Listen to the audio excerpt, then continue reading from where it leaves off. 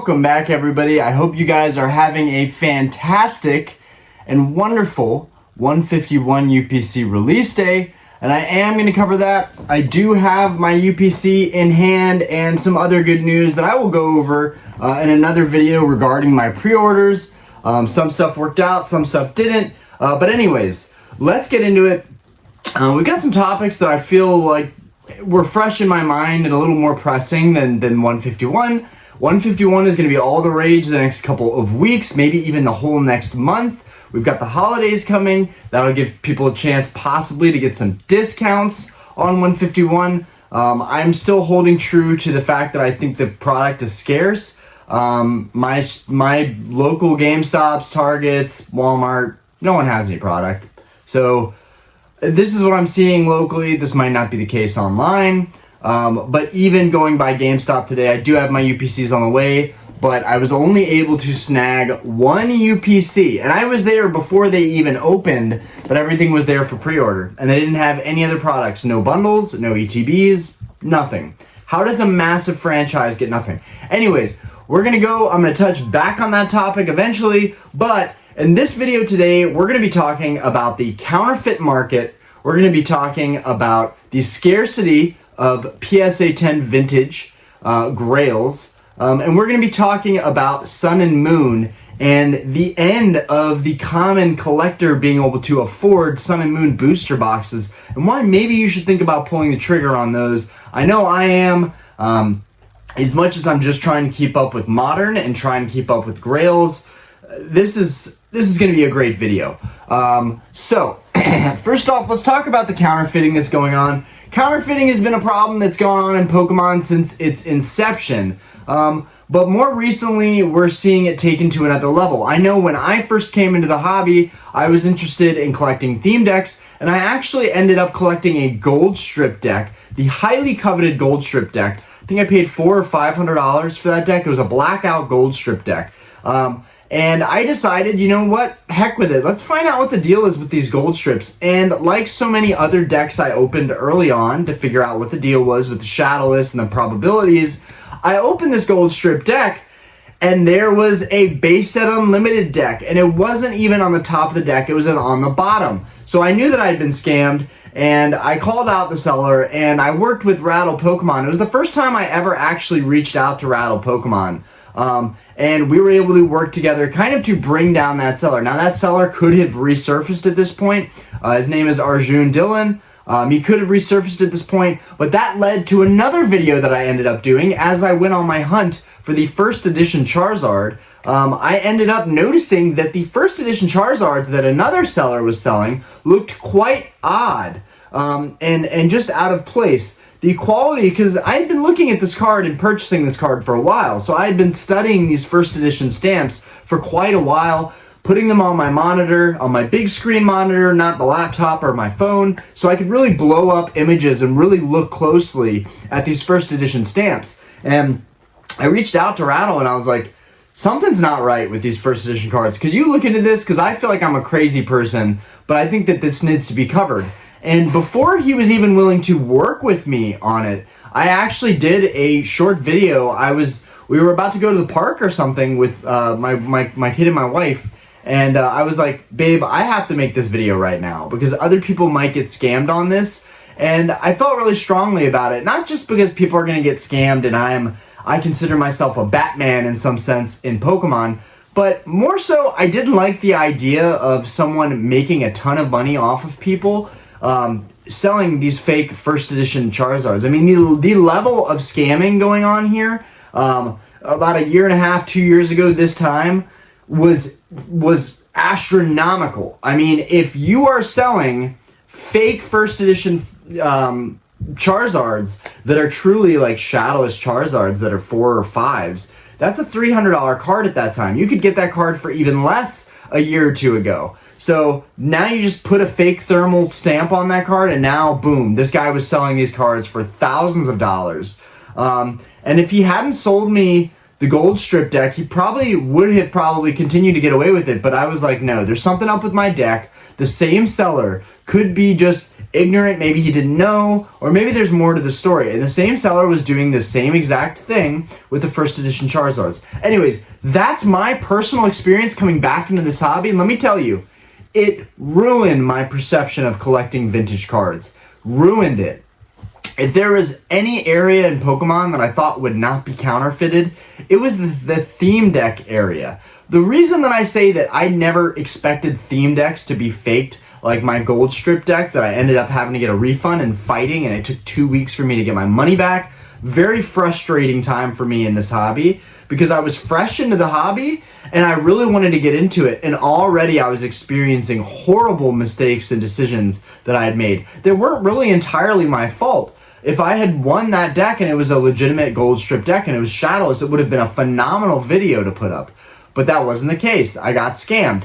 The same thing happened when I bought some base set packs. They ended up coming apart while I was doing the video. I was like, guys, you guys can see this. I'm just opening these now out of the packaging, and I just squeezed them and they just popped open. And I think it was because it was really cold out and they used some kind of glue to have the packs stick together. So since then, I've pretty much sold all of my vintage packs. I sold them at Collecticon, and I pretty much recouped all my money. The only packs I kept were real vintage, real authentic vintage sealed packs that I got from an old couple, and now I only have the heavies. We'll be opening those on this channel, so stay tuned, because as we hit different subscriber milestones, I will be opening up some packs that are epic vintage heavy packs. Hopefully we can pull the big three, Venusaur, Blastoise, and Charizard from Base Set Unlimited. That would be insane. I could sell those packs. You know, that may be something I also have to consider in terms of maybe making a trade for other Grail cards that I really want. I have to seriously consider that because I'm not guaranteed to get anything out of those packs, although I am fairly confident I could pull a Charizard out of those packs. Anyways, moving forward, there is some counterfeiting. Really the point I'm trying to get to is there is some counterfeiting that was called out. Pokemon Company is cracking down on counterfeiting going on. There was a seller in Japan, a young adult seller in Japan selling high-end vintage cards. Right now, I've been looking at the Crystal Charizard, and I've been seeing quite a few Crystal Charizards popping up out of Japan. And they just look a little bit off to me. Something just doesn't look quite right on them. Not to mention that they're extremely minty cards, and I'm sure there are deals to be had in Japan. I'm sure they have beautiful English Grail cards over there, and it's not something that's really that uncommon. But I will say, it just looks a little bit off to me, and that's something that you need to be very, very careful. If you're coming back into this hobby, and unlike me, you know, I took a long time. I collected a lot of garbage. I made a lot of mistakes. I had a lot of setbacks, a lot of failures, collected a lot of cards that are just kind of junk. That's how I look at them now. I loved all the cards that I had, and honestly, I still miss a lot of them, but I kind of upgraded to cards that are harder to find, rarer, and much higher quality, higher grade cards, making them very easy to get liquidity and equity back out.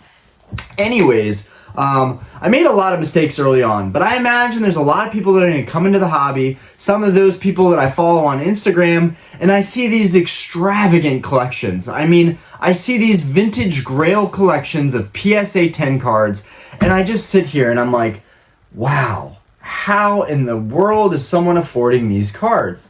And some people are selling to make that happen. Some people are making content to make that happen. Some people have eBay stores, or, you know, they're doing trades off of eBay. They're doing, you know, PayPal goods and services.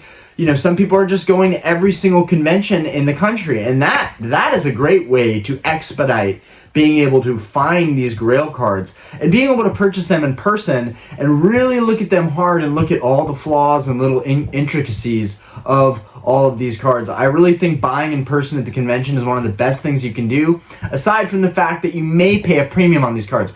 But anyways, the point that I'm trying to get to is in Japan they had a seller that they cracked down on, and I wonder, for all the money that's made, you know, in these counterfeiting businesses, for people that go like, that are like pro counterfeiters, that are like pros at screwing people over, what do you guys think the punishment should be for this type of stuff? I mean, are these, you know, jail sentences? Are these, a year or two sentences are these massive $100,000 fines that people are just going to be subject to, having wages garnished, all this stuff. What is the proper punishment for this stuff? Because while you're not directly harming someone, you are financially destroying some people and ruining this hobby. The damage done by selling counterfeit high-end cards is irreparable. You can't come back from that.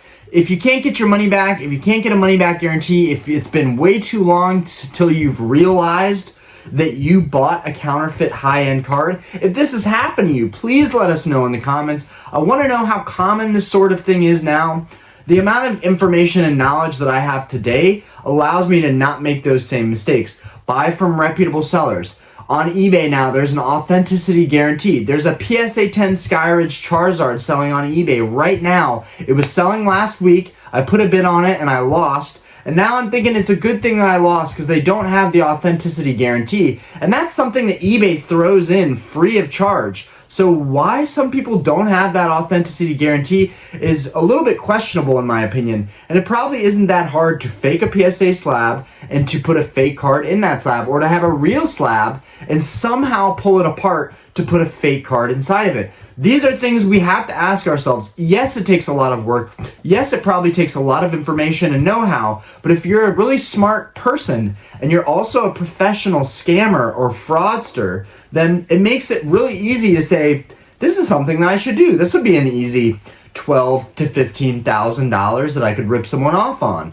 And, I want to know how prevalent this is in the hobby. I want to know if it's happening to more people than not. I know that I was able to have some bad experiences early on that kind of taught me to be a lot more cautious. And so I'm lucky for that, right? At the time, I just felt like a failure when I bought those items and they weren't what they appeared to be. But since then, I've realized that those things have shaped and molded how I collect and allowed me to not make those same tragic mistakes again. And even with theme decks, I check the seals and I make sure, has this been resealed in any way, shape, or form? Because now you just have to expect that stuff with anything, especially during the boom. We saw more of this fraudulent, scammy stuff happening during the boom because there was a lot of money flowing into Pokemon. The Logan Paul era, people like to call it. And I don't want to get into any of that drama, but I like this channel to be semi-drama free and somewhat informative, as well as maybe a little bit humorous. But guys, it is insane to me. Like people are gonna come into this hobby, and these poor souls, if they immediately jump into these high-end cards, they could get so badly burned on these cards. You've got to make sure, if you're coming into this hobby and you want to start getting into high-end stuff, you've got to make sure that you're gonna do your due diligence. You've got to make sure that you're doing your homework, that you're looking into these cards, that you're looking into the seller. And if they're being weird about communication, I know some people are just bad with communication, but some of the best sellers are going to be really, really likable people. That's what a good salesman is. And they're going to be very communicative. I find it personally really, really hard to work with people that don't communicate well. You're trying to sell a piece of cardboard, piece of paper that's worth thousands of dollars, and you don't have the drive to just have a couple messages back and forth, regarding the card. Where did you purchase this? How long ago did you purchase this? What, who sold you this card? I mean, those are the right questions to be asking, and it might annoy people, but if they don't have the time of day to respond to those questions, then maybe you shouldn't be giving them your business. These are very important things to keep into account when you're shopping for high-end cards. So guys, just be careful. Be careful when you're looking at these high-end cards.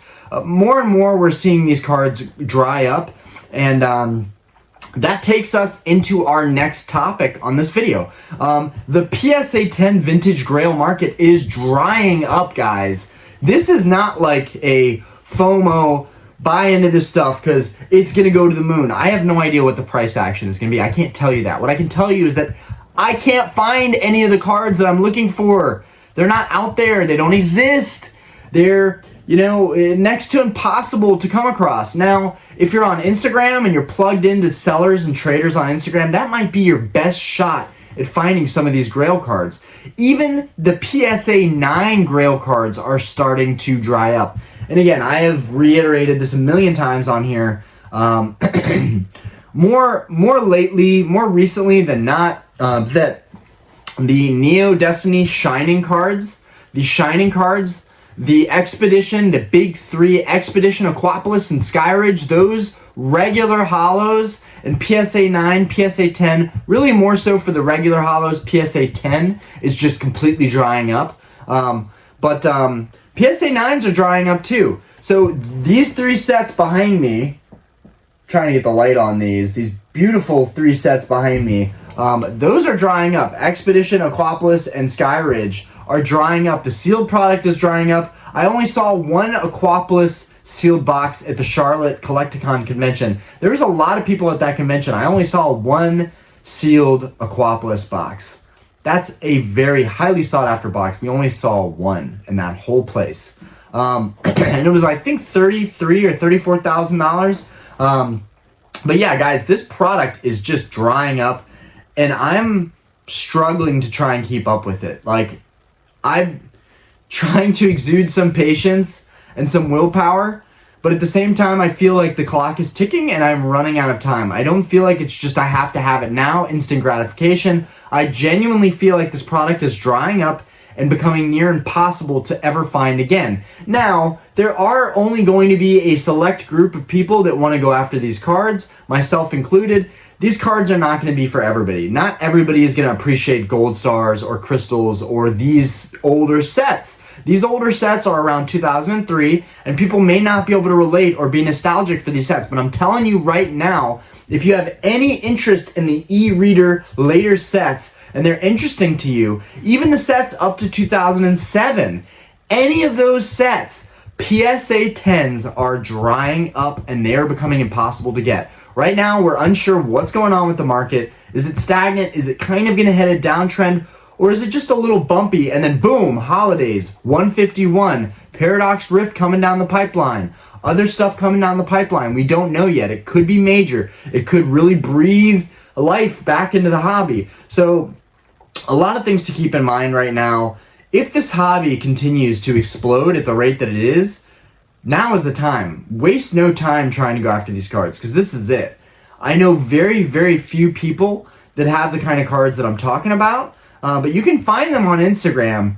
Not going to say names, but definitely follow some Instagram profiles that are incredible and very prolific. It makes me want to start a second Instagram account because mine is very personal. I have my family stuff on there, and I value having photos with me and my family a lot more than the cards. I just do. It's an easy decision for me not to mix up my personal life too much with Pokemon. But I have considered maybe making a second channel, that's just Pokemon. That's just products that I like. It's already enough doing YouTube. I don't know if I'm ready to mix those two things in, but my wife has been on my case about making a separate Instagram account for a long time now. I have a lot of stuff that I want to show. I have a lot of information to spread and a lot of appreciation and gratitude to spread. I love this hobby right now. I love this community. I am extremely blessed to be in the position that I'm at right now, to even be able to collect these cards. But also, I want to spread knowledge about these cards because I feel like no one's talking about them for the sheer fact that they just don't want people involved in collecting these cards. This is like a haves and have-nots thing, and I really think if we can get more people on the bandwagon for these cards, they will be able to get them before it's too late. Granted, I don't own half of them, so I shouldn't be talking about these cards, but again, my job is to inform you guys. It's what I feel like my job is on this channel. The old vintage PSA 10 cards are just clearing up. Gold stars like the Gold Star Gyarados. I recently picked up one in a 9, but there's people out there with 10s, and they are extremely rare. You will not see those very often. Gold Star Rayquaza. The first edition base set cards are kind of picking up steam if you haven't noticed. The first edition Shining cards are picking up steam. I don't know what's going on because most of the stuff is going down in value. It really is. It's becoming valueless. But there are niche things in the vintage market that are just skyrocketing. Gold stars, that's another one. And those aren't even like crazy super vintage. That's like 2003 to 2007. A lot of, 90s babies, we grew up in that era, but like this stuff is cleaning out. So this is just my public service announcement. Definitely keep your eye out on 10s. If you don't want to go after 10s, if it's too much, and I understand that, it is an incredible feat to go after 10s. Most people are not going to go after 10s just because of the sheer cost. The premium of a PSA 10 is kind of ridiculous, honestly. So a lot of people are going to be going after the 9s. I do feel, though, as a collector, slowly, as I have these 9s now, I'm like, but wouldn't it be sick to have 10s? And I feel like this naturally happens to a lot of collectors. You gradually just want better and better and better, and that's very tough. I want to just stay with 9s, but there's another part of me that's like, keep pushing, go after the 10s. You can trade up with your 9s down the road. Just keep it in mind, if anything. But there's a lot of good pricing out there for 9s, but even the 9s are starting to dry up on some of these grail cards like the gold stars and the crystals. Anyways, that's my thing on that. It's just that I recently collected a good bunch of those cards, so I do feel like they're worth talking about and kind of relevant in my own life and my own collecting journey right now. But anyways, last but not least, Sun and Moon. What's going on with Sun and Moon? We saw a big boom a couple weeks or a couple months back. That boom has been sustained. I am shocked. I thought the prices were going to just bottom out from there and come back to earth a little bit at least. I expected, in particular, team up booster boxes, which is by far the creme de la creme of Sun and Moon booster boxes. You've really only got, you got 3 really. Actually 4. Plasma Blast, Plasma Storm, and or is that XY? That might be XY I'm thinking of.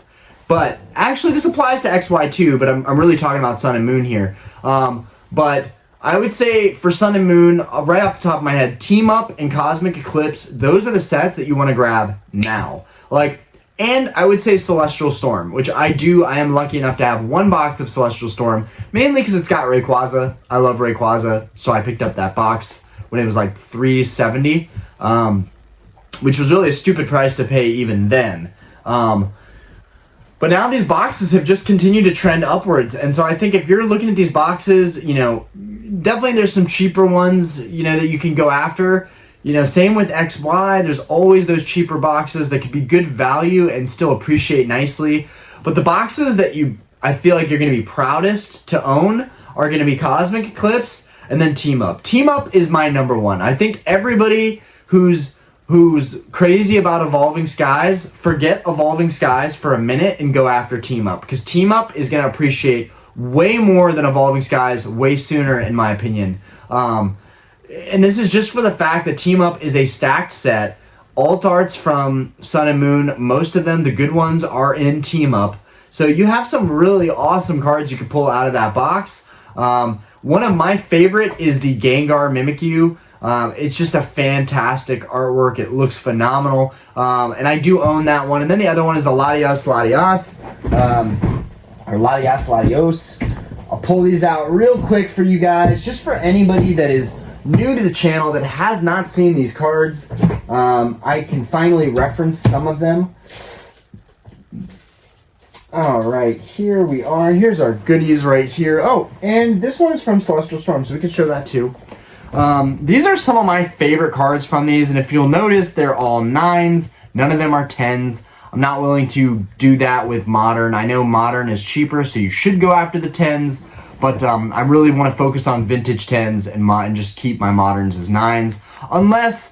Unless they're alternate arts from Sword and Shield, in which case you might want to go for a 10 in those, or just get a really nice raw card and go for a 10. But these are some of the cards out of Team Up. You have the Latios, the Lovebirds card. Looks phenomenal. This card was so hyped up, and I'm so glad that I was able to trade some junk slabs and then like $240 for this card, because it's really beautiful, but honestly, I would not want to pay top dollar for this card. I just wouldn't personally, but it's a beautiful card. Highly recommend it. That one's gonna appreciate really nicely. I did get this one for a really nice deal from a friend locally. He was hoping that it was gonna hit a 10 and it got a 9. The only flaw with this card, the back literally has no speck of white whatsoever, which is amazing to me and makes me feel like it is capable of a regrade. It's just slightly off center. We got a slightly chunky edge here. It's just slightly off center, but this is the highly coveted Gengar Mimikyu. I really love this card. It's one of my favorite alt arts. It's really subtle. It's not really a hype looking card. It doesn't really pop off all that much, but it is a cool card to have. And if you are a Gengar fan, it's a must have. I love the hand drawn artwork on that one. It just looks phenomenal. And then you may not be a fan of rainbows. I'm a fan of rainbows and a huge fan of Rayquaza. And between this one and the Hidden Fates, where's my Hidden Fates one? These are some of my favorites. I love putting these side to side. This one's from Hidden Fates, and then this one is the Rainbow Rare from Celestial Storm. So I really love having these two Rayquaza cards. Love these. And I did get this one graded by a buddy of mine. This one, it did get the 10, so that was pretty surreal. And honestly, the black label on the CGC looks perfect on this Shining Rayquaza card. This actually looks so good in this slab. And that's another topic. I think I do need to come back around talking about CGC. I think CGC gets a rough time, and I think it could be one of the leading grading services down the road. Sorry guys, bear with me here. Okay, got those all back. Such a slim down collection right now. Yeah guys, I would definitely keep track of Sun and Moon, keep track of the vintage 10 market, vintage 9 market for Grail cards. And then, yeah, Sun and Moon, we pretty much talked about everything. We pretty much knocked everything out in this video, guys. I hope you appreciated it. Let me know what your thoughts are on the counterfeiting business and punishment on that. Let me know what you're thinking of the vintage 10 ordeal. You know, is it worth it? Does it price out so many people that it's just not worth it? And then let me know what you think of Sun and Moon. Are you buying into those sets? And what are the favorite sets that you have? If you happen to own these from their inception, the Sun and Moon booster boxes, you are killing it right now. You know, if you managed to get a team up box when it was MSRP, amazing. Anyways, guys, have a fantastic day. We are going to do back-to-back videos. I am going to do a video opening this 151 UPC and talking about how my pre-orders are going. So stay tuned. Peace. Thank you, guys. Happy 151 day!